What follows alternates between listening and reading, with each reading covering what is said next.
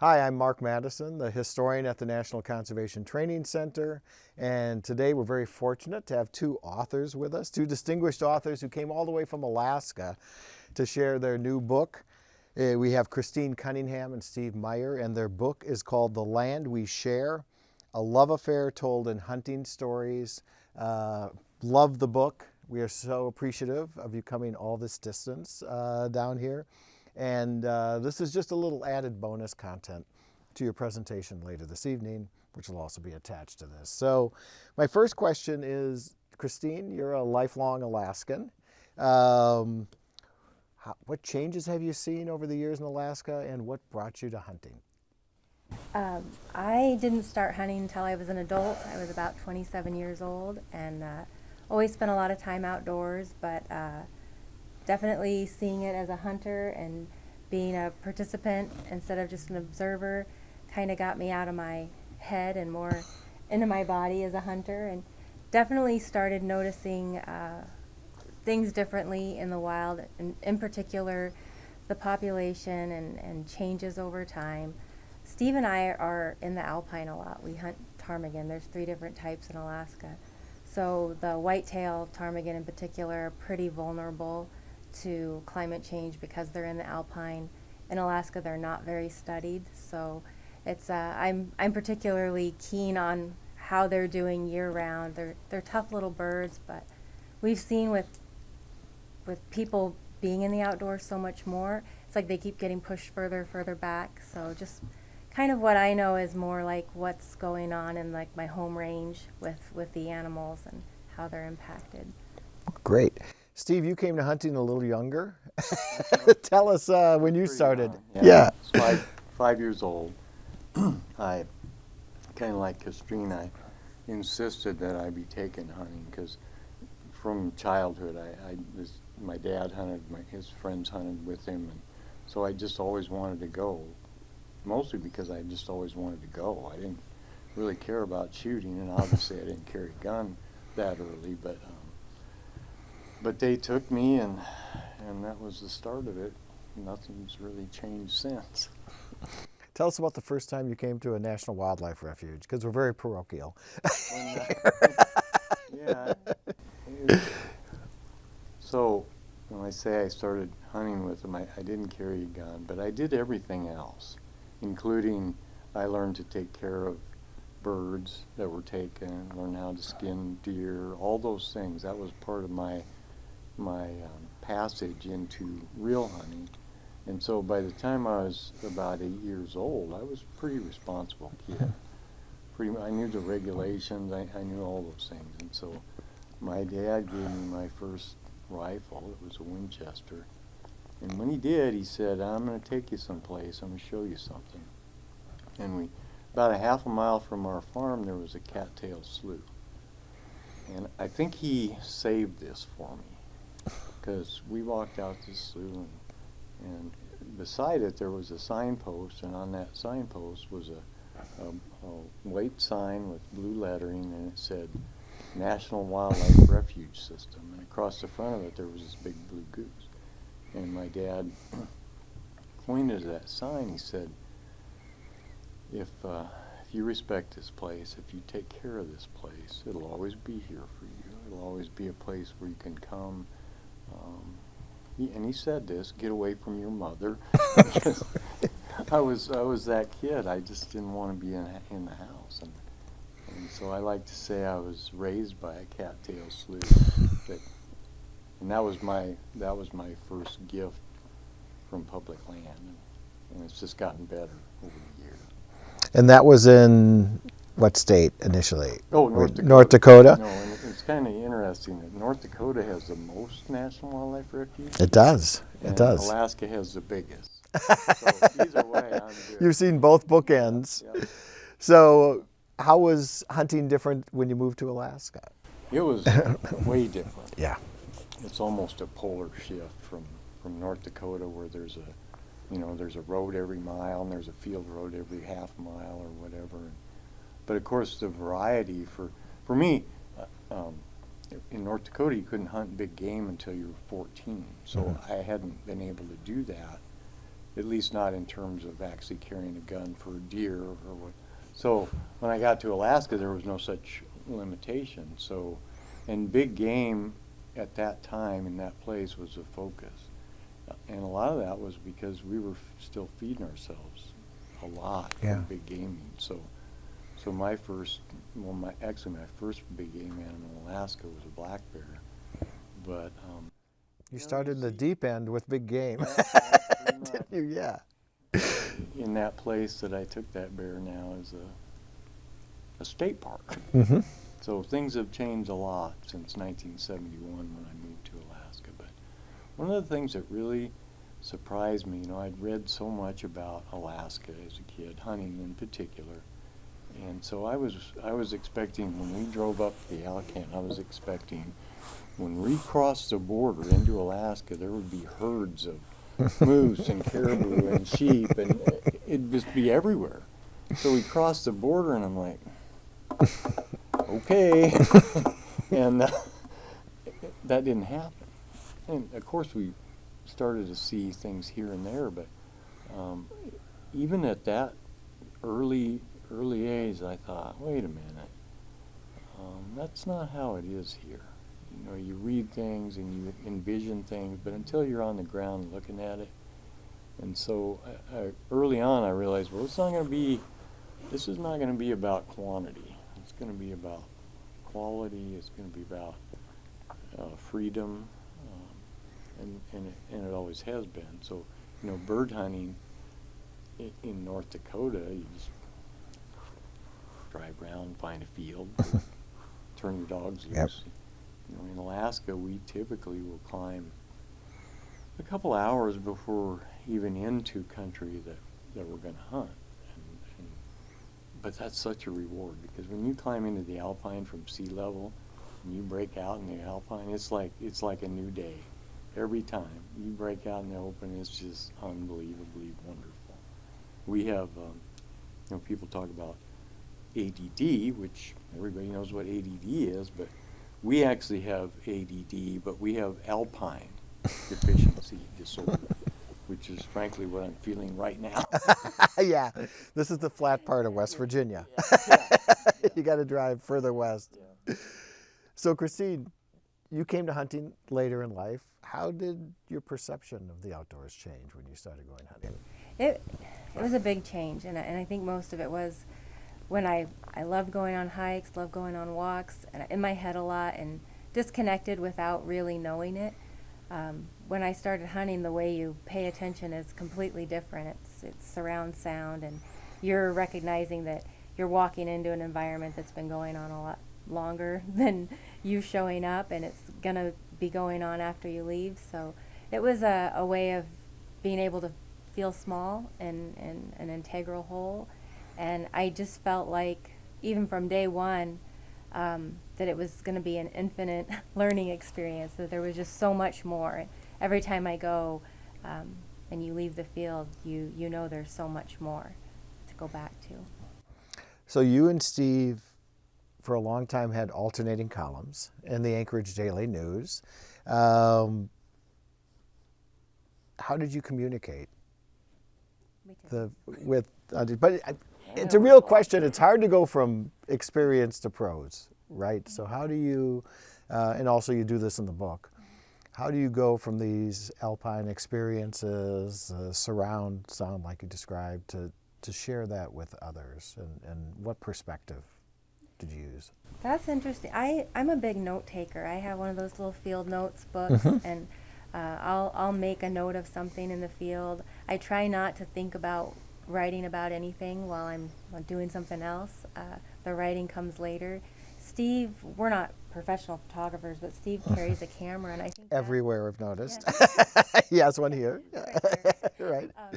So I think there's different ways that you're gathering reference all the time, and the way that comes together into something that you think's worth sharing. I mean, that's really the ticket. Is this interesting? Is this something that anyone would want to know about? Mm-hmm. And that's where writing for a newspaper was so fun, because we were writing for a general audience. Yeah. For me, I guess the best way to say it is when we started doing that, I was able to write from the heart. A lot of my writing before that was, I'm a gun guy, so I'd write like how-tos in terms of shooting and that sort of thing, Mm-hmm. and sometimes for magazines, and it was always be kind of a hero story. And the ADN changed all that, so now I just write because I love this on that day and I want to share it. It's pretty easy to do when it's like that, really. The last question for both of you. I've had the pleasure of being with you for a couple days, and you are very passionate, and you're traveling on an insane journey from Alaska to here to South Dakota, all over the place, Maine. You're pretty much traveling as much as you humanly could. So I know you're trying to share the book, and that's really important, but I also know you're trying to communicate with folks too. So what message do you hope folks take, either after reading the book or hearing you talk, like we're going to all enjoy this evening? We'll start with Steve, and then we'll go to Christine. This might sound strange, but the message I would like for everybody to hear and to appreciate is that, everything we do, no matter where we're doing it or what we're doing, we're affecting something. And so when we talk about public lands, when we talk about these unbelievable opportunities, and we talk about, a lot of people refer to Alaska's public lands as wilderness, which for me is never really rang true, because that land was occupied by indigenous people for thousands of years, and they never thought it was wilderness. Wilderness is something you conquer or something you're afraid of.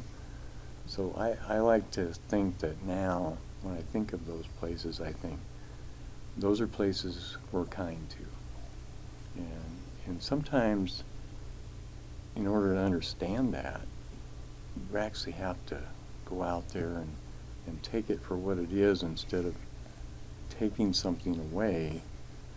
Get out there and really understand what it means to be kind, because you really can't know you can't know how to be kind unless you know what you want to be kind to. It's kind of, I know this sounds weird, but that's how I No, feel. it sounds very relatable. Christine, what message do you hope your audiences take away from either the book or your presentations?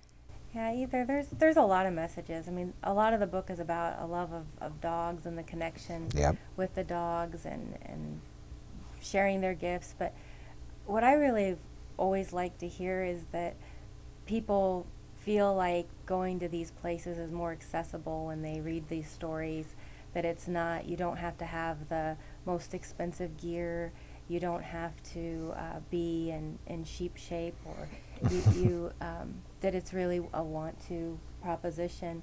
And that's one of the things about public lands that's really incredible, is anybody can go. It's open to everyone. It's not something that you have to have, you don't have to have a lot of money, or, I mean, maybe you have to be able to get there, but once you're there, it's really available to you. It's natural, it's healthy. The reconnecting when we're so disconnected is so what we need more of. So I hope that what you'll find there is so incredible. It's better than the biggest palace in the world in terms of a worthwhile visit, and it can be your backyard also. Yeah, it is. It is your too. It doesn't have to be Alaska or Africa or something exotic. Right. It can be your backyard. Just the openness to noticing the natural world. It's a great message to go out on. The book is called The Land We Share, and I want to thank Christine and Steve for sharing a little bit with us here before your presentation this evening. So thank you very much. Thank you so much. So welcome to the National Conservation Training Center. My name is Mark Madison. I am the historian here and organize the public lectures. Appreciate you coming out. A lot of new faces this evening, so it's really nice to see backcountry hunters and anglers joining us.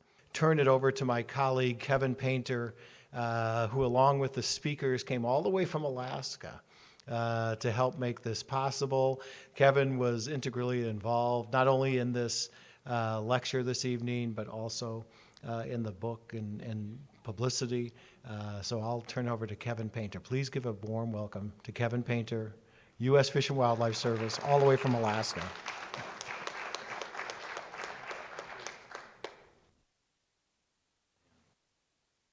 So good evening, everyone. Got a couple introductions here I'd like to do and a few thank yous for the folks who made this book possible.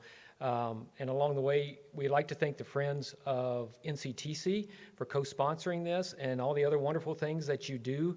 You do some amazing work, especially with the new series, Wild Reads, which is looking at conservation books and getting those out for more folks to share, kind of like the lecture and presentation there is tonight. So thank you so much. Who are Friends members here in the audience, Friends of NCTC? Oh, great. Okay, super, great. Another thank you goes, and Mark alluded to this, is to the backcountry hunters and anglers. They really stepped up. They got word when Steve and Christine were up in Maine, they got word that they were coming down here, and they stepped up and pushed out emails and notifications and stuff to their members. Do we have anyone from backcountry hunters and anglers here from the chapter, West Virginia chapter? Okay, cool, great. And that only leaves me with one other question. Who the heck are the rest of you people?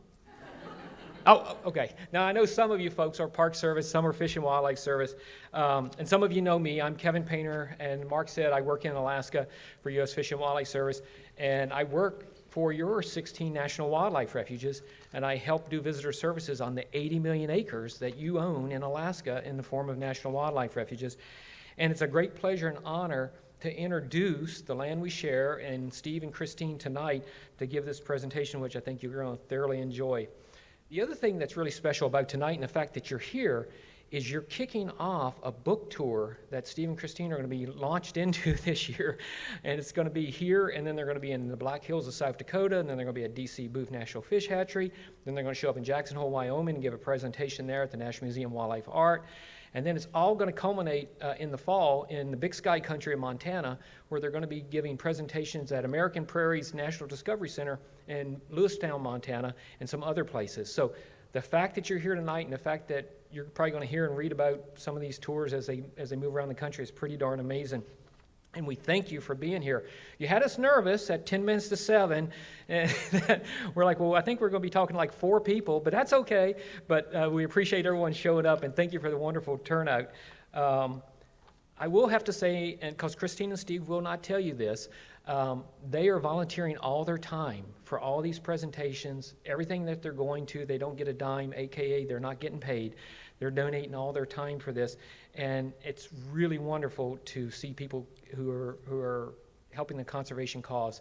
The books that are sold in Alaska at our national parks, bless you, our national parks and our national wildlife refuges, and any that we sell here tonight, all that money goes to our nonprofit partner and goes back into national parks, back into national wildlife refuges. So there's no profits that come from these books that's going to go to anyone else except back to the parks to use for interp and education, and back to refuges for the same thing. I do have a couple very special thank yous to say to our partners. First, I'd like to thank Debbie Steen, my boss, who isn't here tonight, but for anyone who's half my age, and I know there's quite a few people in here that are, here's the first pro tip of the night. Never pass up an opportunity to thank your boss. Because even if they're not here, you want to be sure to thank them. And Debbie was a true believer in this book, The Land We Share. She not only stepped forward with financial contributions, she also supported connecting people with national wildlife refuges and with our base, which have been hunters who have always supported national wildlife refuges for over 100 years.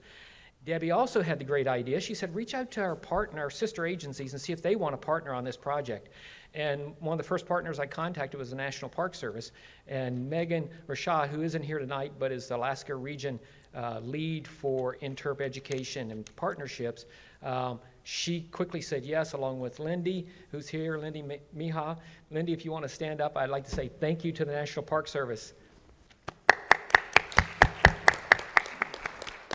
Now, the National Park Service's contribution took what was going to be a good book and kind of elevated it to what became a really, really excellent book.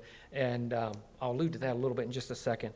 The other partner is the Bureau of Land Management, another DOI partner, and Jeff Byersdorf in Alaska. If anyone's worked with Jeff, he stepped forward with financial contributions from BLM and also was a big believer in this book. So those are the folks that really helped make this possible. There's another partner, Alaska Geographic. You'll see it. They're our publisher, our nonprofit. They produced the book, and they stepped in when we needed it most to help coordinate the project, help us how to do it right. And then there's one last person who really was part of our team, and she's here tonight. It's Kathy Lepley, standing over here taking photos for us. And Kathy is the illustrator extraordinaire who did the illustrations in the book, who did the illustrations on the examples we had out there on the table, and also laid the entire book out. So here's another pro tip.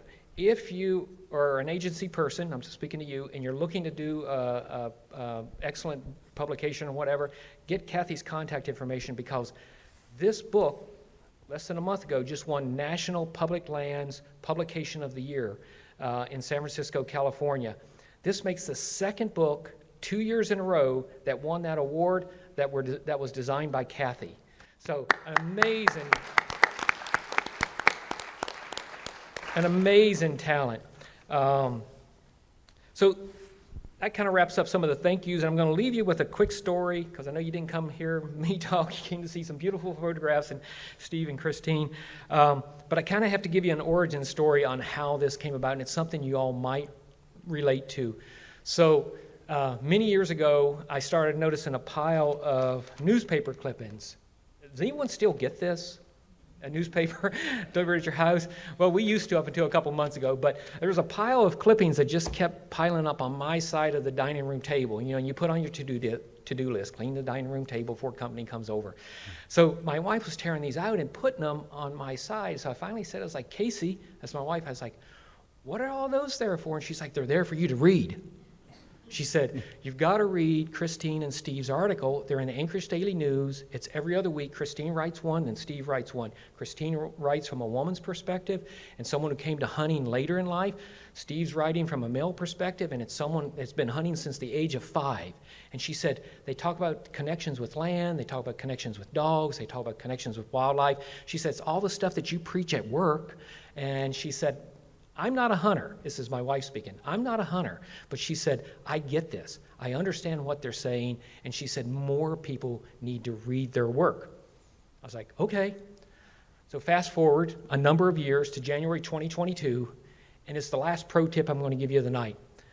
And this is for anyone in here who has a pulse. If your partner or your spouse says to you, gives you a suggestion, look into it.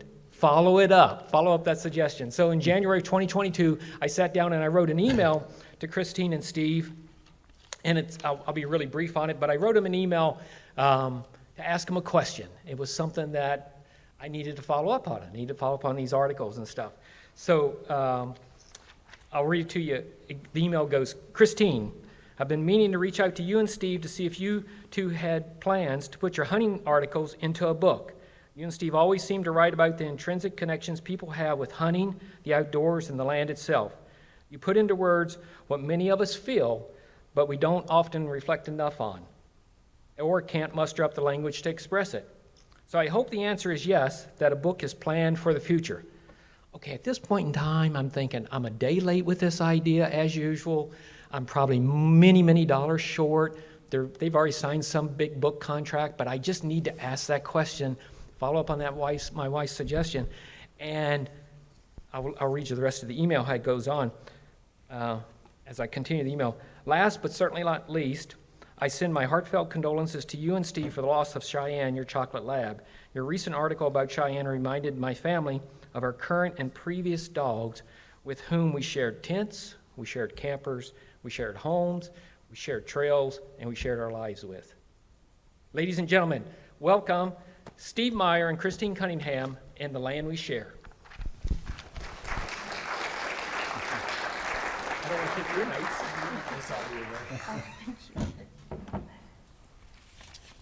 Thank you, Kevin. So it feels really good to be here and see so many friendly faces in the crowd. From the very beginning of this project, Steve and I felt very supported by the Public Lands Agency partners and Alaska Geographic. We're especially grateful to Kevin, and now I realize Casey, for having the idea to put the stories together into a book. And Kathy Lepley, her design, the illustrations. My favorite part of this project was getting to see her sketches when they came through each week, and well, each month, however long it was between them. But they really bring the book to life. And so thank you, Kevin and Kathy, for being here. The Land We Share is a celebration of public lands and the connections and relationships that can form around hunting. The subtitle is A Love Affair Told in Hunting Stories. And the book hasn't been out very long, but people ask, what does the love affair part mean? Is that a love of the wildlife, the lands, the dogs, each other? And it's really all encompassing. So I was born and raised in Alaska, but I didn't start, no one in my family hunted. And my first memory and my best experiences were outdoors. So I got my start as a writer at summer camp at age 10. This particular camp gave out badges for building a fire and building a shelter, and I didn't earn any of those. So it was about, at the end of the camp, I saw that they had this poetry badge. And so I signed up for that, and a bunch of us kids learned about a Japanese form of poetry called a haiku. And so I went out into the woods, they gave us a piece of paper and a pen and said, go write one of these. And so I sat in front of this old moss-covered tree, and I just listened, and I listened, and the poetry just started coming to me. I filled up my page, I filled up the margins, I filled up the backside, and it occurred to me that nature was a source of truth. And that stayed with me throughout my life. I carry a field notebook with me when I go in the field. I'll have to write a few lines. It wasn't until I was 27 when Steve invited me. When she invited herself, I didn't want her to go. No, that's not true. But she did invite herself. On a duck hunt. And that was a life-changing experience for me. I was completely immersed in the totality of the outdoors. I saw a new way of learning and being in nature, and being a participant in nature instead of just an observer, it just woke me up to a whole new world. And it showed me so many things, and I'm really grateful for hunting, really grateful for public lands to hunt on. And I'm really grateful to be here with all of you and talk about the land we share. Are you done? Okay. Go ahead. All right. You know, in today's world, it seems like time is so precious, and it's really hard to break away to do something like this. So it's humbling that all of you are here. So I'd like to first say Wanishi, which means thank you in the dialect of the Lenape people. They were the first people here thousands of years ago. So, so unlike Christine, I grew up hunting. I started hunting when I was 5 years old. Similar to Christine in that I browbeat my father until he let me go. And I probably got sick or tired of hearing me wanting to go. But it came to me, I just wanted to be outside. I wanted to be out with what he was doing. And so the wonderful thing about that, when I was that age, they started taking me, him and his friends, and we would go, and they always treated me like I was one of them. I wasn't a kid. I was there to do what they did. So if they were cold, I was cold. If they were hungry, I was hungry. You know, if we were crawling through mud to sneak up on whatever, I did that too. And so through that, you know, if I didn't get up to go, if I didn't get up at 4:30 in the morning, I didn't go. So I became basically the alarm clock for if it was time to go hunting. And you know, maybe my dad was out late on Friday or whatever. He never got a break after that. I'd be up getting him up, we can go, and so I could go. So through that, I learned the responsibility of taking care of the game. It became my job to clean the ducks, clean the pheasants, all those things, taking care of them, and also learned all the regulations and identifications, all those things. And the time I was 8 years old, I was a pretty responsible kid. And that's when my dad gave me my first rifle, and it was a Winchester 22. And when he gave it to me, he said, I'm going to take you out to this place. I'm going to show you. And so it was about a half-mile walk from our farm, and we come up to this cattail slough. And there, on a sign posted by that slough, was a white sign with blue lettering, and there was a big blue goose flying across it, and it said, National Wildlife Refuge System. And he pointed to that sign, he said, if you take care of this place, if you respect it, it'll always be here for you. It'll always be a place for you to come. It'll be a place where you can get away from your mother, who didn't like me very much, and who could blame her, really. But so I like to say I was raised by that slough. From that day, I spent literally every waking free moment, I'd head to that slough. I'd be there before the sun came up, watch the world come alive. I'd be there while it got dark and watch it go to sleep. And so I learned so many things from that. And so that was really my first experience with the wonders of public land. And then in 1971, when we moved to Alaska, I got plopped in the middle of the greatest public land place in the world, maybe.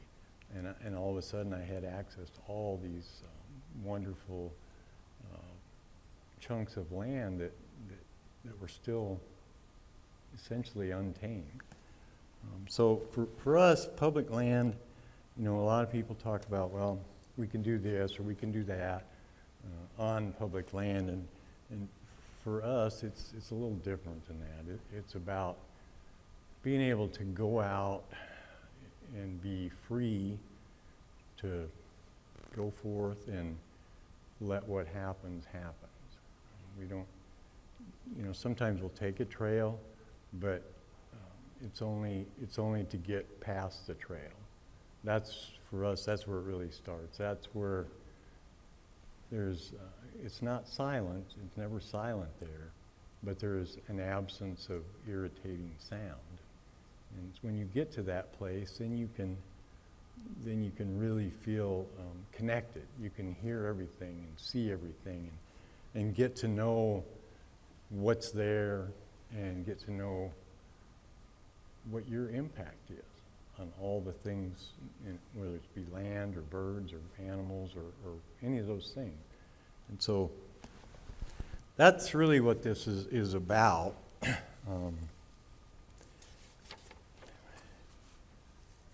One of the things that people talk about, especially when they hear Alaska and you talk about public land, they say wilderness. You guys got all this wilderness, and yeah, I can see why people would think that, because there's just vast areas of Alaska that's undeveloped, but it's not really wilderness. All that land was roamed by indigenous people long before any of us, you know, started to use the land. So, and it wasn't a place that, you know, wilderness people, it's something to be scared of or it's something to conquer. And it never really was that. It was home for those people. And that's how we like to feel when we're out there, when you have the ability to be out there. It's a place you can fall in love with things and places every day. And it's a freedom unlike, I think it's the last vestige of real freedom we have in the world. So, but the thing is about love affairs is they have to start somewhere. And ours started in prison. You're supposed to laugh at that. at the time, I was working at the prison, and I had a lot of different things I did there. But one of the things was orienting new employees when they got hired on. Well, Christine came to work there as an administrative person. So she walked into my office one day, and I had a phone call to make. So I told her, just have a seat, and I'll get back with you as soon as I make this phone call. Well, she didn't have a seat. Instead, she wandered around my office. I had all sorts of, a lifetime of artifacts in my office. And when I got off the phone, she was reading a framed quote from Theodore Roosevelt. And for those of you that know him well, he made a speech in France in 1910, and it's called Man in the Arena. And so I didn't say anything. I watched her, and when she finished it, she looked up at me and she said, well, that kind of hits you where you live, doesn't it?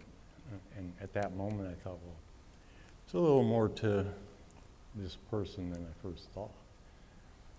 So then comes the torture of, well, it was clear there was an attraction, but there's this cavernous age gap, and I didn't know what to do about that. So I talked to some female friends, and they told me, oh yeah, it's fine, no problem. So I don't know if Christine invited me to dinner, or I invited her, but whatever it was, we're sitting in my favorite restaurant, and there's wildlife mounts all over this place. Wonderful restaurant. And she's sitting across from me, and I said, what are you doing? And she said, well, I'm having dinner. And I said, no, what are you doing here with me? I mean, there's lots of other options for you. You could be with someone who isn't old enough to be your father. And she says, I don't need a note. yeah, that's what she said. I don't need a note. And so I blurted out. I said, well, I'm not getting married. I'm not having kids. I do what I want when I want. And by the way, if my pager goes off, you'll have to find your own way home. And she says, well, get out the paperwork. I'm like, what paperwork? She said, this sounds like a limited liability thing, so just get it out and I'll sign it. Well, that was like 22 years ago, and here we are. So I'm going to read you a short excerpt from the book that kind of sums up our relationship. Our relationship wasn't cemented in roses, silk, or diamonds. Over time, it was carved in mountain wind and glacial ice into the granite slopes we climb. It's filled with the smells of mountain flowers, tidal sloughs, and the breath of an English setter. Labradors retrieving and English setters coursing the mountain slopes are our poetry.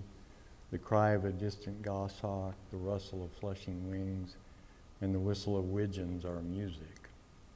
It's as enduring as Winchester's points. It won't be found in the grand romantic literature, but by any definition, a love story it is.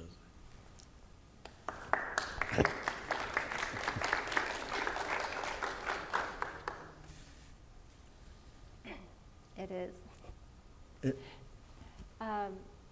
One of the early conversations we had about this book was, is it going to be a book that includes photos?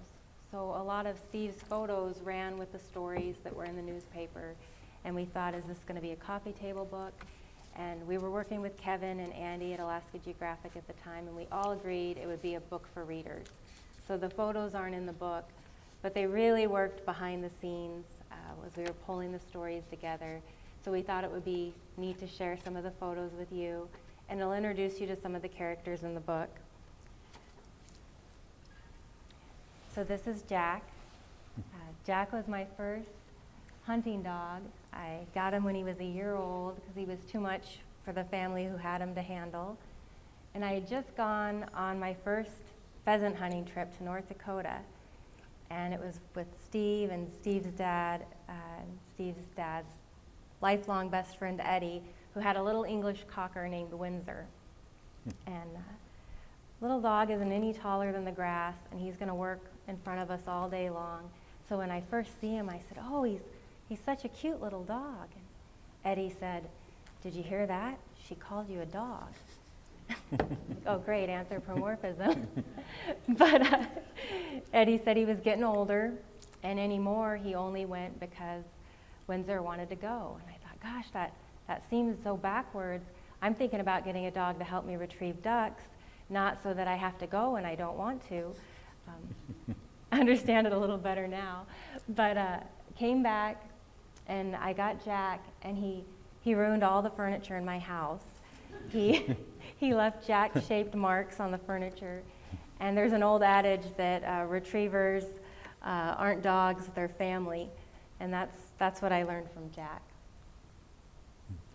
So I grew up with hunting dogs. We always had a lab or a golden retriever or a Chessie. And when we moved to Alaska, we still had dogs like that. Well, but then my life took a turn, and I was on call all the time, and so I didn't really have the time that needs to be dedicated to have a hunting dog. So I didn't have one for a long time. But when Christine came into the picture, that part of my life was getting behind me, and I was ready to get another dog. So we rescued Gunner. That's Gunner. We went to this place where he was, this shelter he was kept at, and he was in a wire cage. And he had been there for almost his time limit. And we were just lucky that someone called us and told us about this. So he's in this cage, and the tops of his front paws are licked raw from his anxiety. And we instantly kind of fell in love with him. We took him out in the backyard to make sure he was going to love us, and he did. And he was such a wonderful dog. And this photo reminds me of how he really was. We would go hunting, and he'd retrieve ducks, but he didn't ever like the taste of them. As soon as he'd get close, he'd spit them out. And but this is what he liked. He liked to sit by the sloughs and watch the late flights, and he was just always special that way. And of course, like so many of them, he left early. This is Cheyenne. This is the first dog I ever picked out of a litter, or I might say Steve picked her. I'd picked out this little lump of joy puppy. It was asleep in my arms, and Steve kept noticing the runt of the litter who was fighting with somebody's shoelaces and jumping on the other puppies, and he kept saying, "Look at this one, she's got spirit." And I was like, "Oh, is that good?" 'Cause I didn't. Oh yeah, you want that in a bird dog. And so we came home with Cheyenne, and sure enough, she just was a natural hunter. She loved going. She kept us out longer than we probably would have stayed. Her joy was absolutely contagious. And she would fit herself into whatever you were doing. My favorite story about her is we're out duck hunting midday, and we see some widgeon on a pond about 400 yards away. And so I said, "Hey, Steve, could you hold Cheyenne back? I'm going to crawl up on these widgeon." And I didn't want her to rush in and flush the birds. So he's holding her back, and I'm crawling along, and I can hear she's broke loose. Oh, She no, slipped out of her collar. And I'm thinking, oh no, all this crawling for naught, she's gonna bust those birds. And instead, when she got up to me, she just tucked in close and crawled with me. And it was the coolest thing, because a lot of people who train dogs, they want them to do what you say. They want a dog to do what it's commanded to do. And really a hunting partner, they're watching what you do, they're fitting themselves into it, and that's exactly what she did. This is Roosevelt Winchester. He's named for Theodore Roosevelt, and of course for the first gun I had when I was a kid. But he, just briefly, that when you see that antenna on the collar, that's a GPS collar. And Winchester is a big running setter, and in the mountains that we hunt, oftentimes he'll be a mile ahead of us. So that's how we keep track of where he's at. But he came into our lives because Christine can't hold her liquor. We were hosting a Ducks Unlimited banquet. Well, Christine's not a drinker, but she was going to MC this banquet, and she thought, maybe some wine will ease the nerves. Well, it did, but then she thought more would be better. So by the time we get to the live auction, she was kind of on her lips. And there was this beautiful Beretta 28 gauge over under shotgun that no one was meeting the minimum bid on. And so Christine's like, I'll be having that. And so when she did that, she had no idea that that gave me permission for a lifelong dream, which is to have an English setter. Because I told her, well, now that you have a proper upland gun, we have to have a proper upland dog. So that's how he came into our lives. And as you can see from the photos, he took us places, and I attribute so much of our connection, the deeper connection, because of him, because he would take us places we would probably never have went, and we just follow him, and he just loved it, and he'll be 14 in a few days.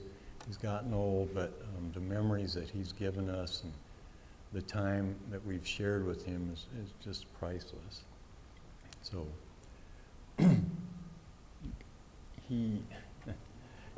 we go year round. It doesn't matter if it's hunting season or not. We're always in the mountains with the dogs, in the snow, in the rain, and whatever. So this, and another comment about the photos that you see, any photos of live birds or animals, there's no harm come to those birds or animals. If they give us permission to make a photo of them, then we're not gonna shoot them. Okay, so anything you see like that, that's not what happens. So, but pointing dogs, for those of you that don't know, what they do is they course the country, and they're looking for scent. They're sniffing the air, and they'll pick up scent and call it a scent cone. So, and it might be weak, and so they start following this scent. Pretty soon, they're narrowing down what they're looking for, and it becomes a hot scent. And at some point, they'll know that they're close, and they will go into a statuesque position. So that's what's called being on point. And then if there's other pointing dogs in the field with them, when this happens, then those dogs immediately stop. Wherever they're at, they stop, and that's called honoring the point. So, but when you're hunting with pointing dogs, there's another kind of honoring the point, and that is the hunter is responsible for going up, flushing the bird, and taking it or not, depends on what the situation is. But the problem with that sometimes is when Winchester will be, a half a mile ahead of us, and all of a sudden he'll go straight up a granite slope, and he'll go on point. And so you really have no choice but to go up there. And so now I'm going to read another excerpt from another story in the book, and this is called Honoring a Point. So the day starts out, it was late September, and where we hunt in Alaska in the mountains, it takes about an hour to 2 hours for us to get wherever we're actually going to start hunting. And that means we get into the alpine. And so once we get into the alpine, then Winchester, we turn him loose and he starts going. So, and that's how it was this day. So Winchester broke into overdrive, as he does when the country opens, and was soon a half-mile distant, coursing the mountain valley floor. That's when the chest pain started. Not wanting to ruin the day, I didn't say anything, and I kept climbing for another 15 minutes until it became so bad I was doubled over, holding my chest.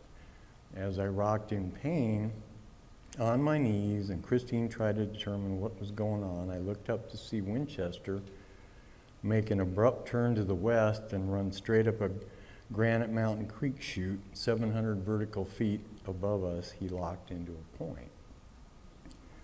So Thinking it was my heart, Christine insisted we needed to head back down and get to the hospital. Two things I told her: if it is my heart, we're 2 hours away from help. Whatever is going to happen is already going to have happened. And Winchester is up there on point. I'll do the best I can to get up there, but you've got to honor his point. She says, well, what if you die? What am I supposed to do then? I said, well, the truck keys are in the top of my pack. I would say head down and tell someone where to find the corpse. Now get up there, he's holding like a champ. So I half crawled and stumbled my way up behind her, and I was still several hundred feet below them when Christine eased past Winchester. The white-tailed ptarmigan flushed and dropped, and it seemed a long time before I heard the report of the shot. I continued to claw my way up, and as I did, the pain began to ease. And when I got to her, she was sitting there with her bird in hand, and she said, well, glad you're not dead. And she said, your boy's up there on another bird, you need to go up and get it. And he was, and I did. So a few days later, I hadn't been to the doctor. I don't like going to the doctor. And the mountains called. And she couldn't go, so it would be Winchester and I. And she said, so you think if you die up there, Winchester will just find his own way home? I was like, dang it. You know, you can go a lifetime and never find a hunting partner, much less a life partner that not only gets who you are, but celebrates it. Thank you.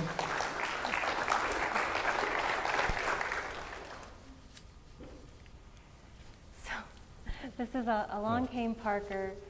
We had Winchester, and we thought about maybe getting a puppy of his to have and have a brace of setters to hunt behind. So we got Parker.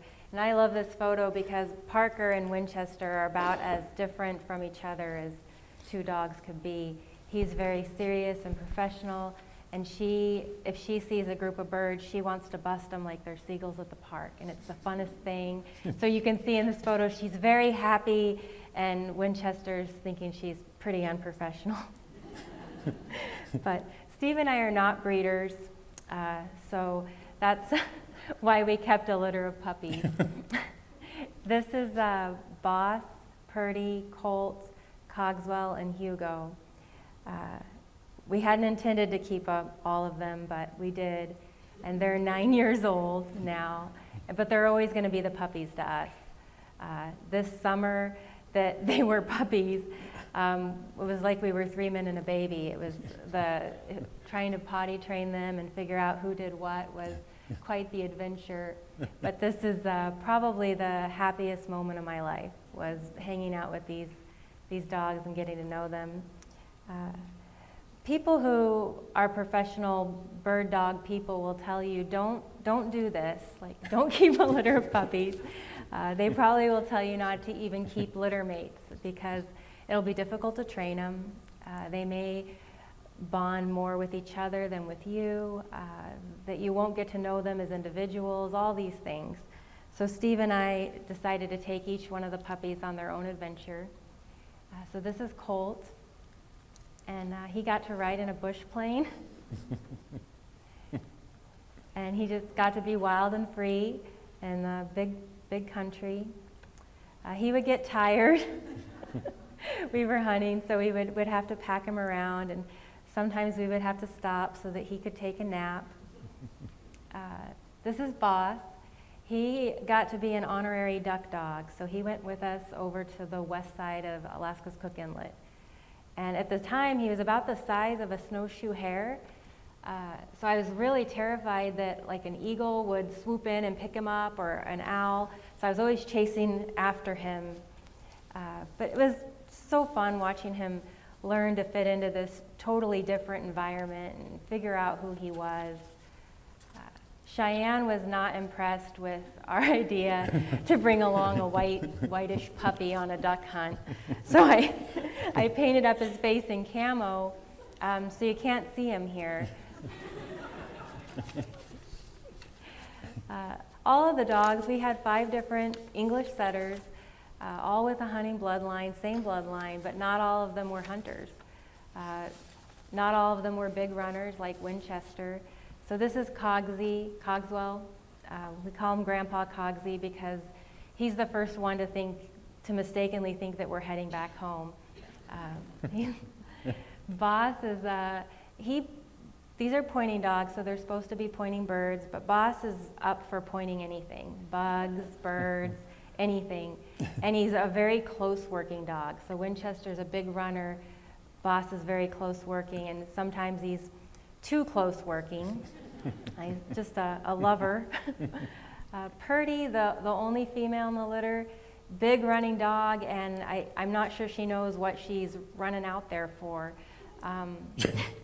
In this picture, anybody who's ever hiked up to the top of a mountain and then gotten down at the end of the day probably knows how painful it was that she turned around and ran back up. And we had to go get her. And so this is me after I've just got her and after a second climb of the same mountain. But we love taking all of them in different groups, getting to know them, sometimes singles, doubles, sometimes 3. Of all of the puppies, only one of them is really anything like Winchester, and that's Hugo. I like to think of him as my spirit animal. He's sort of the uninhibited creature that I wish I could be. He's got serious faults as a bird dog, but I'm proud of him every time he does something right. This photo is a lie, so I'll tell you what the lie is. It looks like Hugo's pointing this bird, but one of his problems is he creeps up. So most pointing dogs will go on point and hold, and he just keeps getting a little closer incrementally. So. But following a bird dog, so if you're following a trail, you know what your destination is. And when you're following a bird dog in the field, you're following their nose. And so you have no idea where it's going to take you. Because you're watching the dog, the landscape is visually coming before you as the dog traverses it. So it's just really quite the experience. I'm always floored by what we see and how we see it. Following that tail, it's like a painter's paintbrush in some of the country that we go into. So it's always just visually beautiful. Just like Winchester, we don't know where we're going to end up that day, but it's always amazing. Here he's doing something right. This is Hugo. Hugo pointing rock ptarmigan. I learned how to use the pointer. He's sometimes a little like his mom, Alice in Wonderland. But just more of the country that we get to see with them. I love this photo because he looks like a snow leopard to me. This big country in Alaska. There's a story in the book called Unlikely Harmony. We had thought that Winchester might teach Hugo how to be what Winchester was, and that just didn't happen.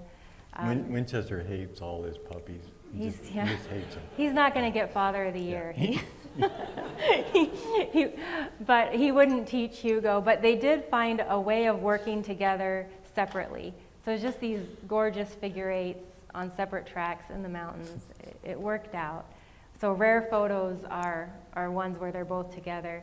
This is another photo that's a lie. Winchester is pointing these 2 birds, and it looks like Hugo pointed them and Winchester's backing Hugo. Really, Winchester pointed them and Hugo's sneaking up to be first. It's bad. This one. Oh yeah, this one takes a little bit of explaining. Do you want the pointer? No. When this started out, Hugo was pointed off this direction, and we couldn't see what it was, but that's where he was pointed. And then you can go ahead. If you look kind of in the center, you'll see a bird. That's a hen white-tailed ptarmigan. And what it was there's a brood of her chicks that he pointed. She was frozen in the rocks, but then when he did that, she moved to distract him, which she did, and that's why his head's turned. But that time he was a perfectly good pointing dog and held his point, and so we just pulled him off and went on our way. So I'd been duck hunting and upland bird hunting with the dogs, and I was thinking about maybe going big game hunting. So for the first time, we planned this trip into Arctic National Wildlife Refuge, go up to the Brooks Range for caribou. And we drove up the Hull Road, which is a 400 some odd mile gravel road where you just feel like you're going back in time, and you meet all these different critters along the way. Muskox, we met this little guy, ground squirrel. We were going to take a bush plane out to where we would camp to hunt for caribou, and we're just so disconnected in the modern world to get in this plane and be flying over this place that's just got so much grandeur, and it's so much bigger than you. And we look down and we see this wolf, and this wolf is following the porcupine caribou herd. And you just look down at that and you think, you're just this insect buzzing in his sky, and it just puts it all in perspective, what your part is in the world, and what you're really doing out there. I wasn't sure going on a big game hunt if I would actually shoot an animal. So I wouldn't have gone if I didn't talk to Steve and say, there's a chance that we go hunting, I see a bull that's legal to shoot, and I don't shoot it. And that was going to be okay. That was okay with him. And I needed for that to be okay with him to be comfortable going, because I really had no idea how I would feel when I got out there. There was abundant game. We found a beautiful bull, took the bull, I learned how to field dress it, and the range of emotion was just so intense. This ultimate joy, incredible sadness, all these things all at once. And I was so proud. I wanted to pack all the meat out myself, which when I started to do it, then I was like, a little help. But mostly, I was really, the place is just, it haunts you. And I knew I hadn't spent enough time out there. I knew we would go back, and we did end up going back. We 2 years later, we went back during summer solstice, where it never gets dark up in that part of the world. And we just went up to be with the porcupine herd as they were migrating. So it's an amazing thing to see.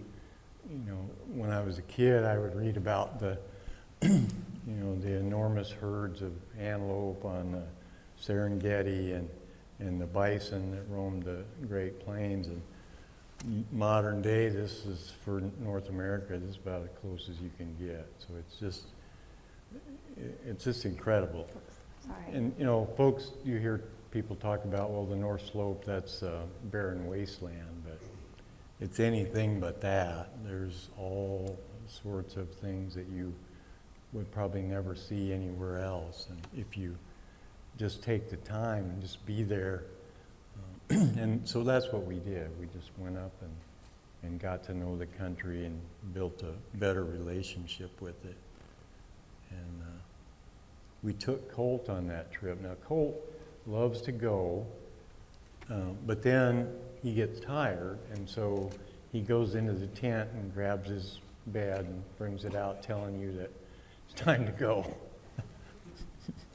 And that's just another image of this incredible place.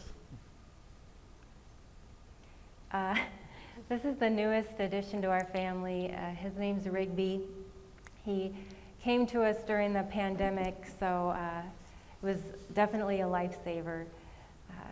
He just, for me, What are you doing over there? He got to hang out with Cheyenne and learn a little bit from her, but mostly we just took him everywhere with us. We took him ice fishing. We took him when we go to get firewood.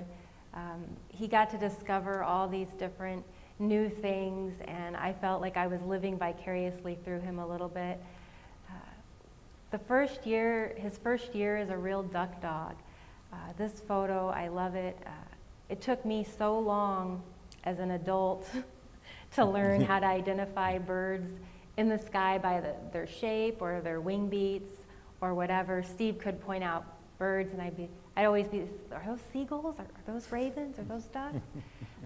Took me a while. I finally got it, but Rigby got it fast. I mean, if it was ducks, he was really excited, and he would just have this expression of excitement. So here Steve captured this picture where we're both looking up at the same flock of teal, and just definitely a duck dog, came into his own.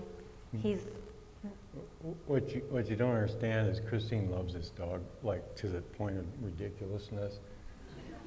If you take a duck and he doesn't want to go get it, she just swims out and gets it. That's how much she loves Rigby. I think I've enabled them a little too, because they talk about bird dogs that some want help and some don't want any help. And Rigby wants help. Like, he'll go to find the bird. If he doesn't find it real quick, he's like, "We'll help." Like, he's a little lazy. He doesn't love the mountain hikes, but we take him.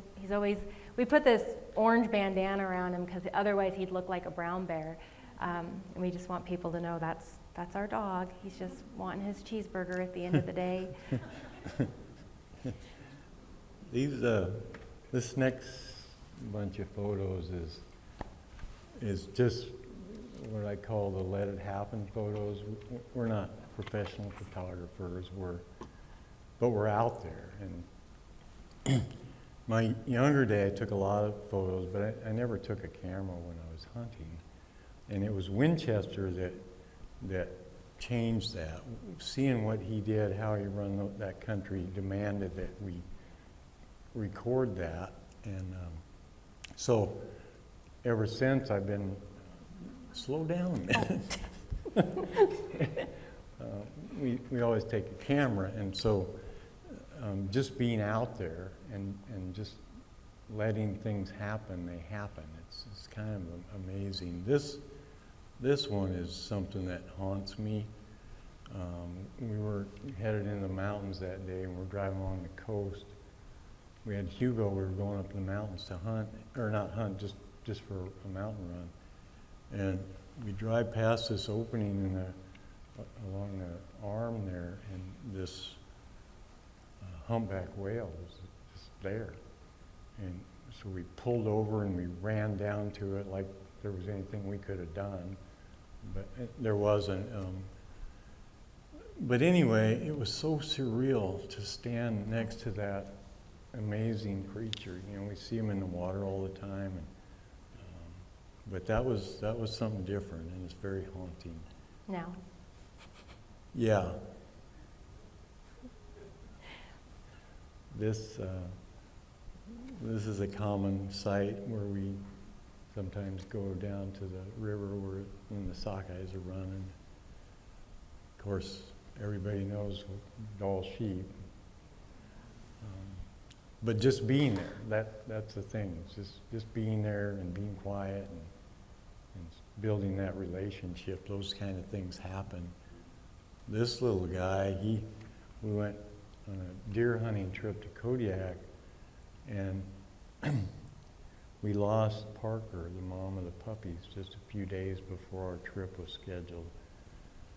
So we almost canceled it, but we went, and but we weren't in the mindset to be hunting. We just wanted to be there. But even so, I would go on walks around the camp, and this little guy would follow me, and then he'd get tired, and he'd lay down and take a nap, and when I would come back, he'd still be there, and I'd wake him up, and we'd go back to camp. But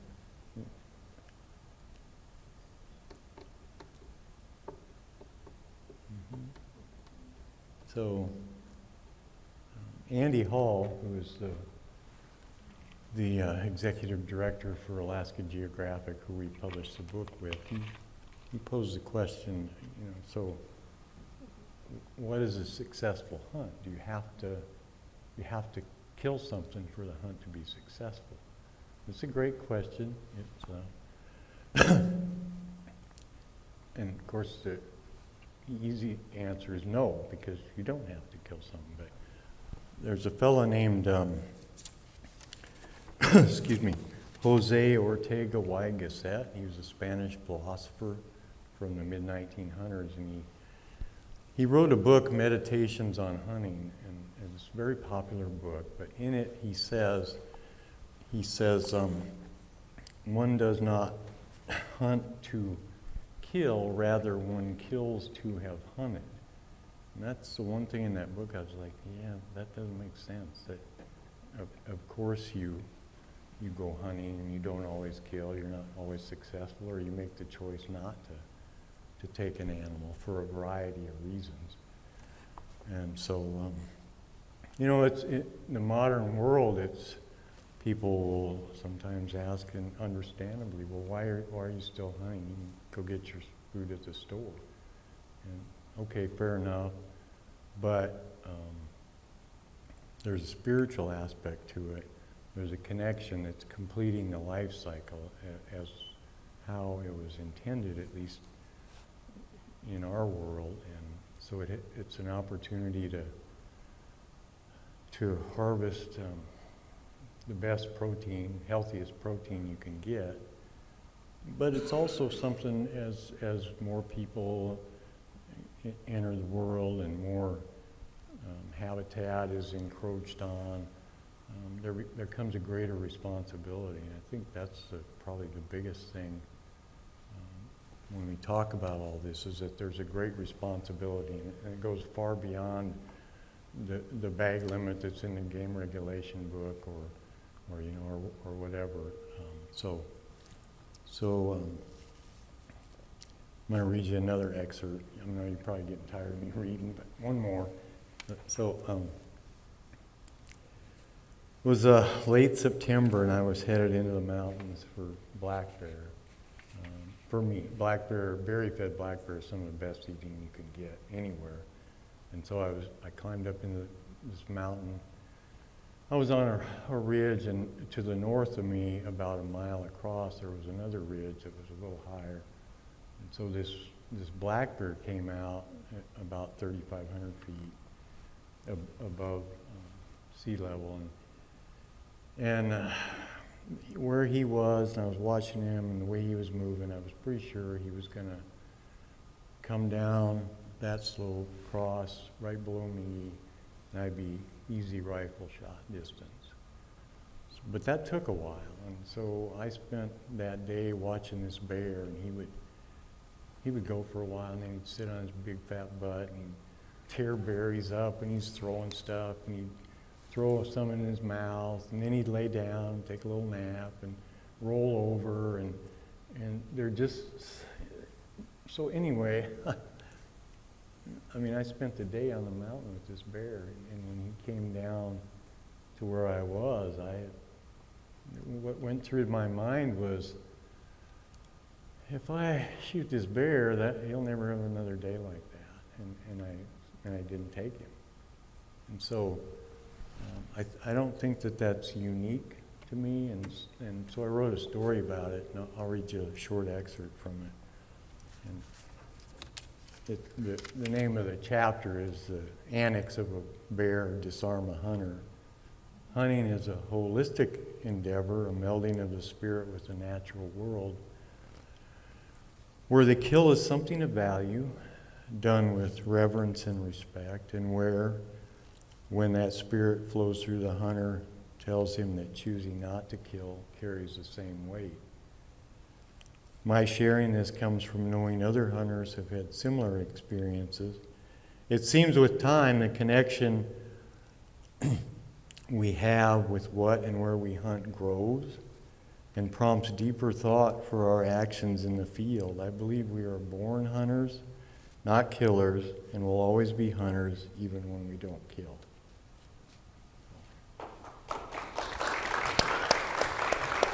Thank you.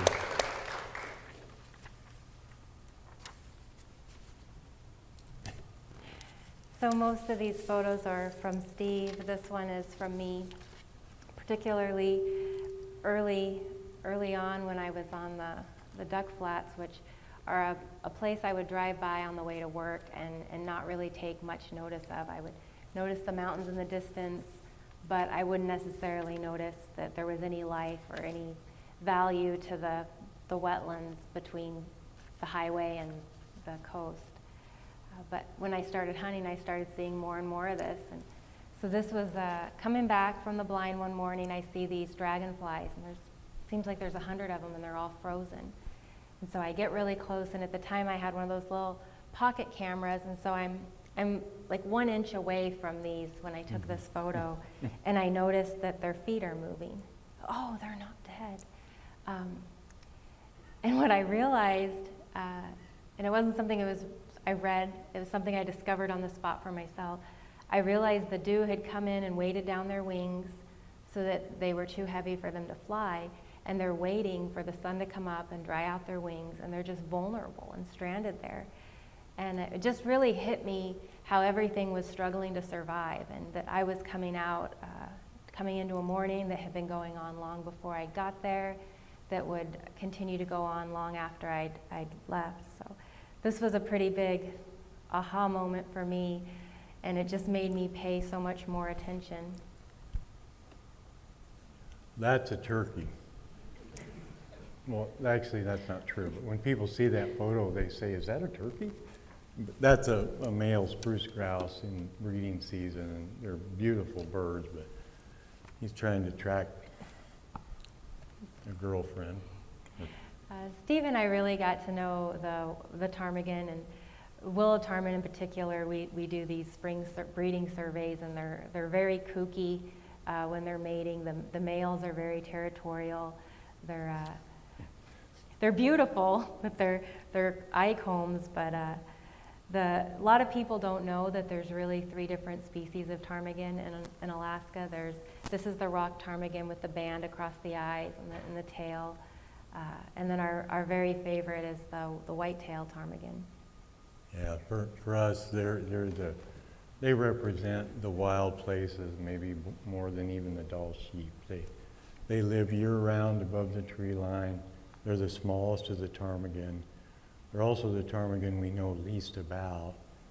And so we've kind of fell in love with these birds, and anymore we take very few, but the fact that they're up there and it's still a wild place is really important to us. Yeah, I sometimes think about it in the middle of winter when it's 20 below and they're up there on the mountain. There's beautiful, tough little birds. They're about the size of a quail. This is, again, the willow ptarmigan in the winter. I read this somewhere about collective nouns or the group names of animals or anything, and the group name for ptarmigan is an invisibleness of ptarmigan. Mm-hmm. And it's really apropos. Like, if you're ever out in the field, like a lot of times you'll be up in the mountains and you really get sort of snow blind. It all just looks like white and you can't differentiate a lot. And there'll just be this change of light, and this bank of snow will suddenly just lift up, and it's this big group of ptarmigan. And it's super cool. So I'm going to read a short excerpt from the book. And to preface this, a lot of the places where we go hunting, where we access the places we're going to go, old mining trails, some of them are put in by mules, and they're those zigzags you might see up the mountain, which are really great for the kind of thinking which, when I'm on a trail, I can get into my head quite a bit, and I stop paying attention, and I start thinking, and in this particular story, I'm thinking about the gold miner that put in this trail. There's a memorial to the gold miner at the top.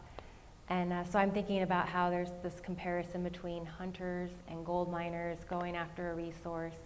I'm thinking about how often I'd heard that ptarmigan might pick up gold because it's grit, and they keep the gravel in their crop for digestion. That's never been proven true.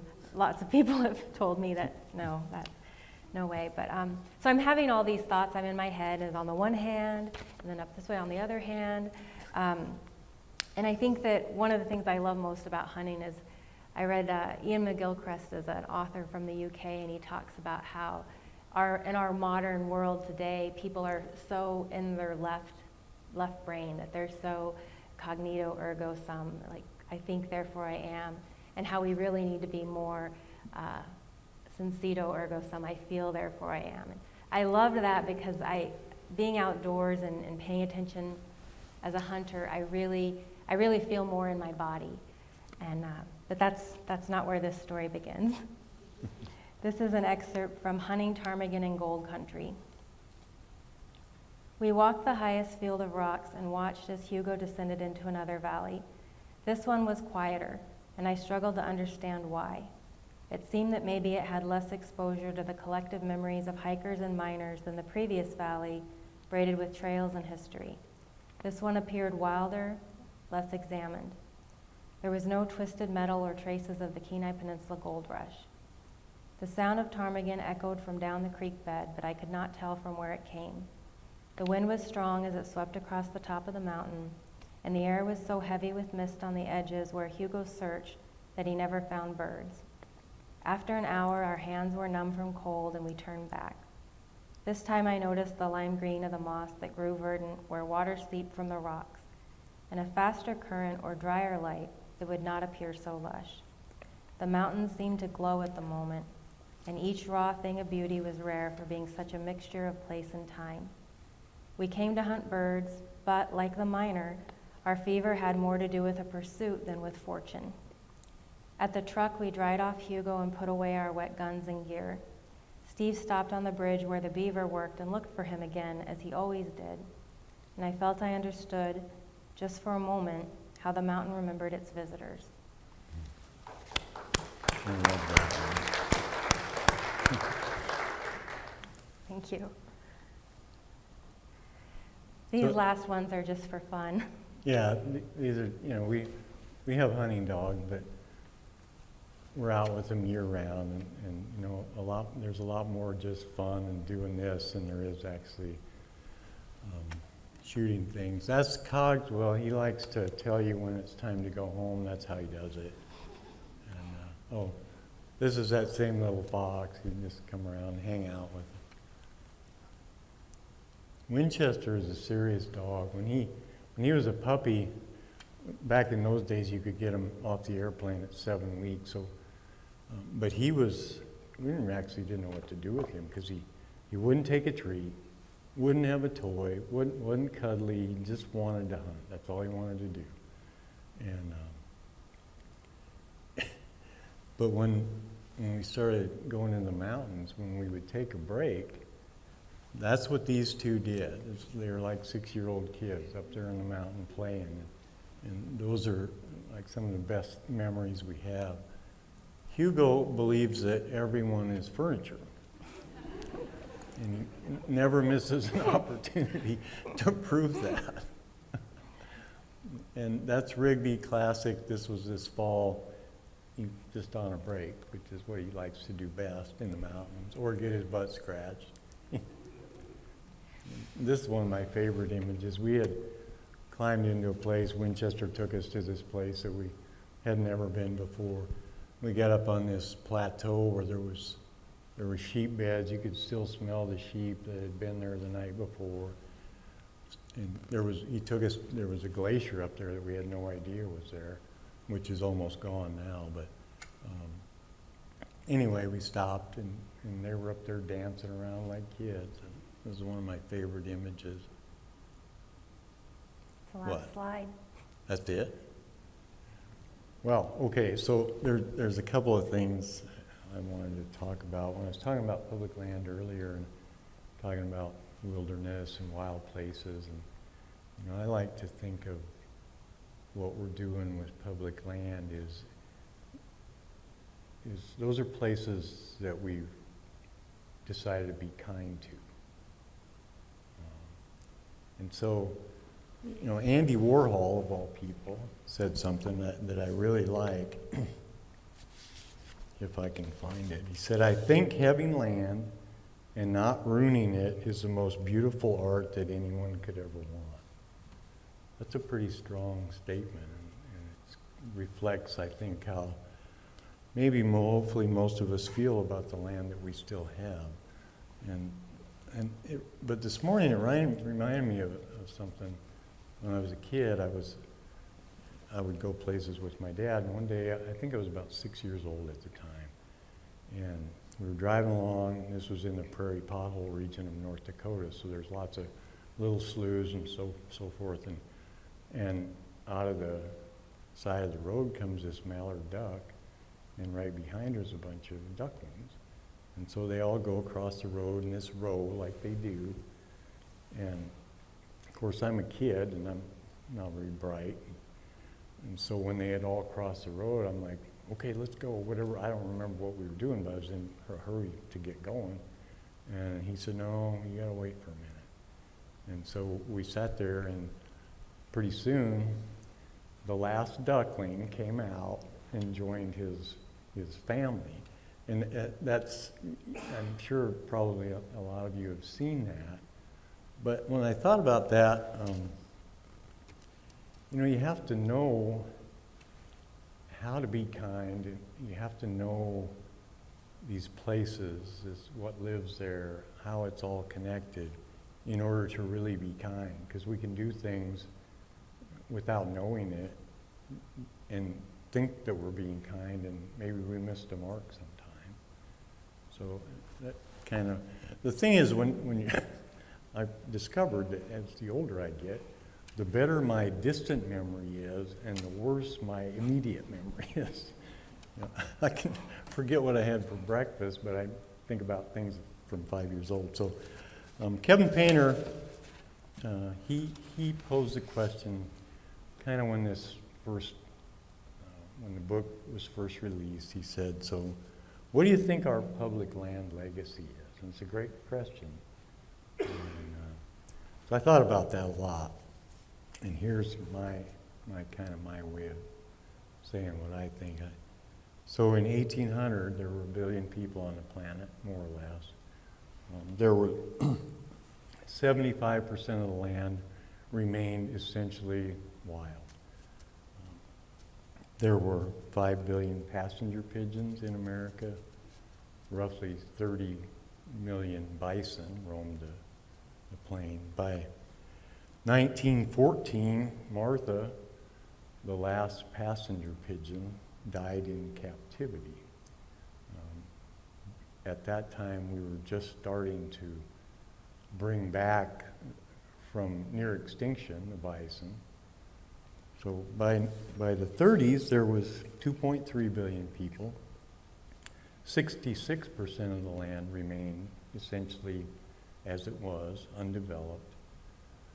Time I moved to Alaska in 1971, there was 3.7 billion people, and there was about 56% of the land undeveloped. Now we're 2024, and we got 8 billion people in the world, and there's only about 35% of the land that's undeveloped. So, you know, I was thinking about that and looking at different things, and then I saw this piece. Someone was kind of writing about what's left. Where is it? And they named 5 countries that have are the holdout for these essentially undeveloped wild places, and they were Russia, Brazil, Australia, Canada, and the United States. And in parentheses next to the United States, it said Alaska. And when I saw that, it just hit me like, yeah, you know, Alaska in some ways is maybe the last place we have to get it right. And so for me, that's what our public land legacy should be. Is we have this marvelous collections of places that aren't developed, and if we can continue to be kind to them, maybe we'll always have them. So thank you. And,